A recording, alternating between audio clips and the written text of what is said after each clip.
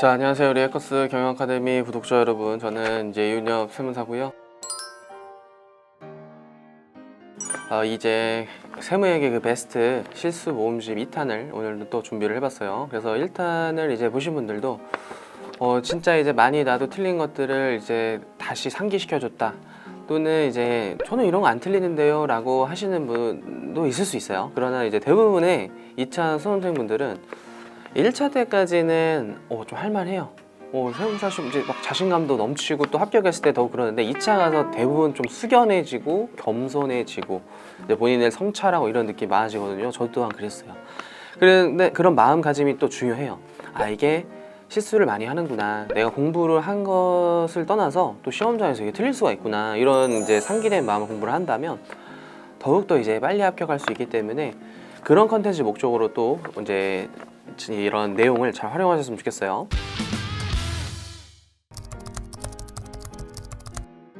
또 이제 이 콘텐츠를 더불어서 저의 개인적인 프로젝트가 약간 여러분들의 실수 범위를 좁혀준다, 줄여준다 하면서 저의 살도 좀 줄여지는 그런 다이어트를 하는 느낌이 있거든요. 근데 또 어제 또 피자를 잘 시켜 먹어서 지금 살짝 부어있는 상태이기 때문에 선생님 하나도 안 변했어요 라고 할 수 있는데, 나름 살을 굉장히 빼고 있다라고 보시면 돼요.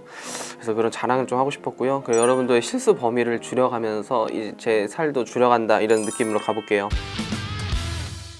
그래서 오늘은 이제 올해 시험 중에서 이제 부가가치세법에서 가장 많이 틀렸던 학생들의 제보를 보죠. 부동산 일괄 공급에 대한 실수가 있었어요.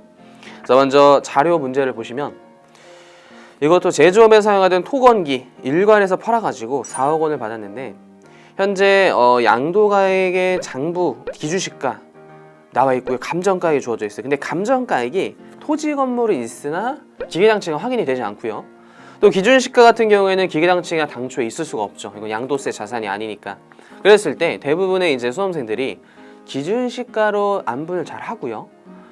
이제 원래는 기준시가 모두 있으면 기준시가 안분해야 되는데, 기준시가가 지금 일부 자산만 있을 때는 장부가액이 있을 때 장부가액하고 없으면 취득가액으로 하는 거죠. 그래서 장부가액으로 잘했어요.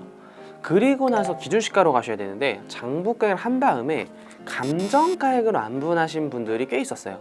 왜냐면 그동안 이렇게 감정가액 자료를 아예 안 주거나 아예 주거나였겠지 일부만 준 적은 없었단 말이에요. 근데 감정가액이라는 거는 우리 평가사들한테 내 자산의 어떤 공정가치를 이제 받는 건데, 모든 감정가액이 있을 때만 감정가액을 쓸 수가 있어요.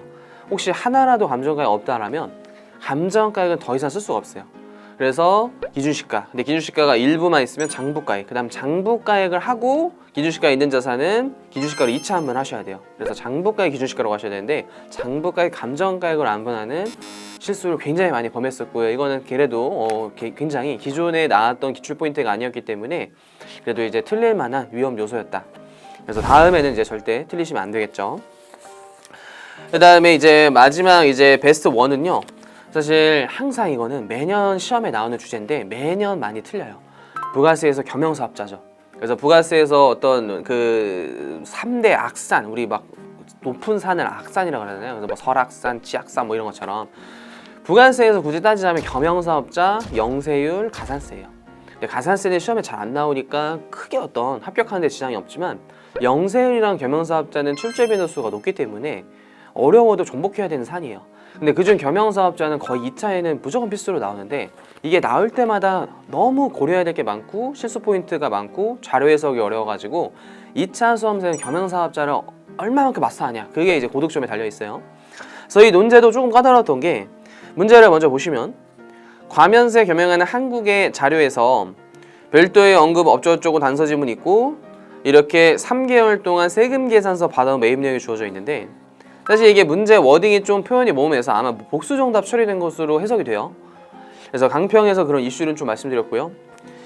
근데 이제 과세사업용 비품 구입이 있고요, 수리비, 그 다음에 거래처 접대용, 운송비, 공장부지 이런 게 있는데, 접대비나 공장비는 어차피 불공제돼요.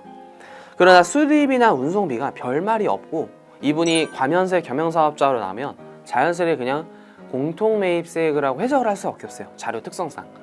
그래서 이 수리비나 운송비 같은 것들, 사실 원재료는 이걸 과세 사업용으로 출제했는지, 원재료가 단순 과세 원재료인지, 그래서 이것까지는 이제 출제위원회 어떤 의도를 정확히 할 수 없는데, 정확한 수리비나 운송비 같은 워딩은 공통으로 해석할 수밖에 없어요. 그래서 안분을 하셔서 풀어야 되는데 안분 자체를 그냥 이 워딩만 보고 안 한 수험생이 굉장히 많다는 거예요.